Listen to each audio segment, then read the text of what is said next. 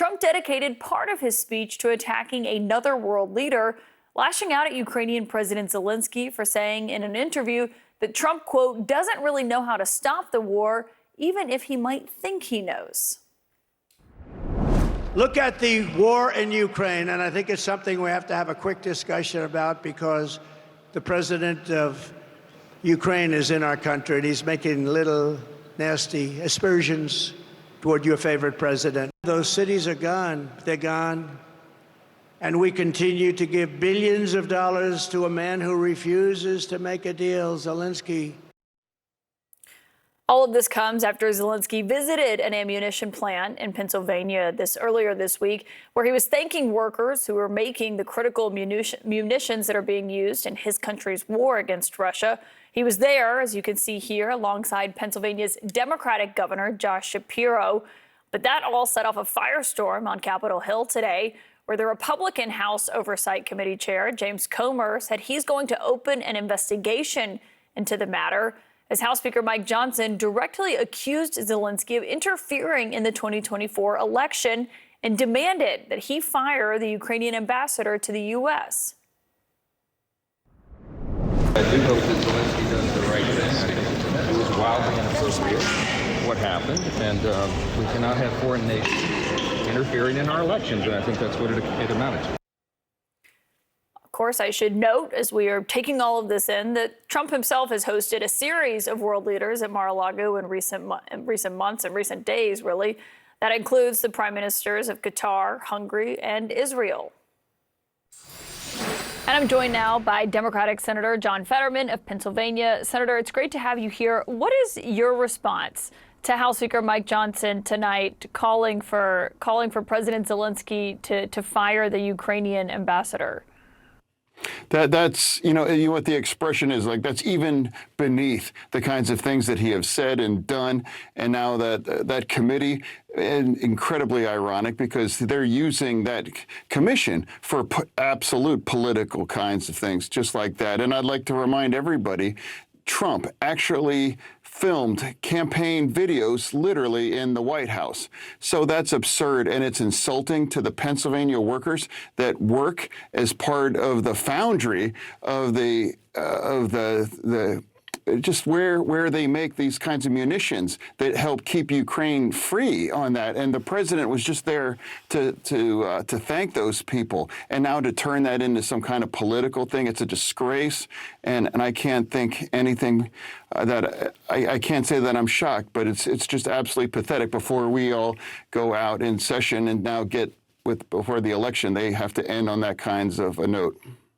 And what Speaker Johnson is arguing is that not just because he went to visit this arms manufacturer in your state, but the fact that he did so with Governor Josh Shapiro, obviously a big Harris surrogate. He's arguing that going to a swing state this close to the election is, as he put it in his letter to Zelensky, election interference. Do you think that visit had any kind of campaign undertones to it? You'd be surprised how many people in Pennsylvania really could care less what he thinks and even understands and knows about any of this. He's trying to turn this into an issue, and this just was Zelensky visiting to thank the workers that made some of the munitions that kept Ukraine free, and that's all it was, and it's just pathetic. And remember, they are on the team that filmed their own campaign commercials literally in the White House, and they were proud of that kinds of things. So when the House Oversight Chair, I mean, you're in the Senate, but over in the House Oversight Chair, James Comer, says he's asking for documents and letters. Do you believe that investigation is going to go anywhere? Oh, no. I think, just like he was going to impeach Joe Biden and all this other stuff. It's just like, hey, oh, no, please, I'm begging you, please go easy on us, Representative. There are certainly Republicans in the Senate that still support arming Ukraine and sending Ukraine funding to help them From a political perspective, though, I am curious. Any normal American would support arming Ukraine on that. When I grew up, we all understood that Russia was the bad guys, and then Trump developed this kinds of connection with Putin. I'll never understand that. And then now enough of the Republicans now decided to turn against Ukraine, and that's a disgrace, and that is profoundly un-American. And I actually met with members of the Ukraine community earlier today, and I said I can't explain it myself, but my vote, my voice, and we all leaned in to deliver the kind of critical aid that helps keep Ukraine free, and those kinds of munitions in that factory that they visited just a couple days ago, and they're trying to turn this into like a sad political theater. And like I said, it's all beneath both of them. Well, and Zelensky seems to think it's kind of, too far gone. If it is Trump and Vance who are elected today, he was saying to the New Yorker that Vance is too radical, and that Trump, he was saying, essentially doesn't know what he's talking about when he talks about ending the war. But I do want to ask you, because Vice President Harris was in the Commonwealth of Pennsylvania today, pitching voters on her plan for the economy. And of course, I don't have to tell you that inflation is the dominant issue in your home state, because it's 20 points above any of the other matters that voters are looking at, abortion or immigration. Donald Trump still has the advantage, though, on inflation and the economy. Why do you think Vice President Harris hasn't been able to change that, even as inflation has been coming down? Well, actually, inflation is down significantly, and now that's all been addressed now. It's down back to the lowest level back in March of 2021 on that. And now let's also talk about the other incredible economic things like the stock market and then the unemployment rate and all of those things. And now, I've been saying this consistently since 2016. It's going to be very close in Pennsylvania, and that's not going to change. And now we're at that same conversation, and I don't have anything sexy to say about or spicy. It's just I do think Harris is going to prevail, and now it's going to be close. And I can't understand why some people might want 4 more years like Trump, but there are a lot of supporters of his in Pennsylvania. I witnessed that. I'm going all across Pennsylvania to talk about that. And just tomorrow night I'm going to be in Butler County to rally Democrats, and then on Saturday night I'm going to Somerset, another red county, to rally Democrats. And we're going all across Pennsylvania and being in the kind of rooms that no one else wants to be in and maybe campaign. But we're going to show up, and we're going to fight for every vote across every county across Pennsylvania. You mentioned that you're going to rally Democrats. There was a moment in her speech today that seemed to be meant to rally maybe some Republicans. I want you to just listen to what she said today in Pennsylvania. Look, I'm a capitalist. I believe in free and fair markets. I believe that most companies are working hard to do the right thing by their customers and the employees who depend on them. And we must work with them to grow our economy.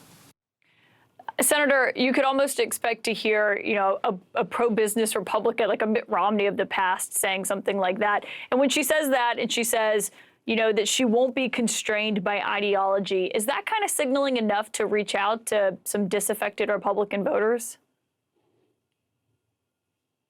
Yeah, well, of course, that's what a normal candidate talks and the kinds of issues that they address. And of course, Trump is talking about eating dogs and eating cats and geese. And now, could you imagine if Harris said that if I lose, it's going to be because of the Jews? I mean, the kinds of absurd things that the Republicans and Trump are saying. And if anyone that listens to any of his speeches, I wouldn't even call that. It would be actually a compliment to call he's being uncertain. Serious. I mean, it's just bizarre rants, and it just goes in no particular direction. And I've watched one with the Israel event, and now when he was in Indiana, in the same county I was in just a couple days too, and I can't really make sense of what he's talking about, except he likes to say the word beautiful a lot of times. And now it's like the media has to confront this. You have one candidacy like Harris talking about issues and making an argument for a new way forward, and Trump, just says bizarre things, and it's a double standard, and it's absurd with some of the things that Trump is saying, and he's not being called on these things. Yeah, I mean, Trump has said, Jews who don't vote for him should have their heads examined. Catholics who don't vote for him should have their heads examined. I mean, we've definitely covered all of that. But on that, I'm curious, when you're out on the ground in Pennsylvania, why is this race so close then, if it's that kind of contrast that you just painted there?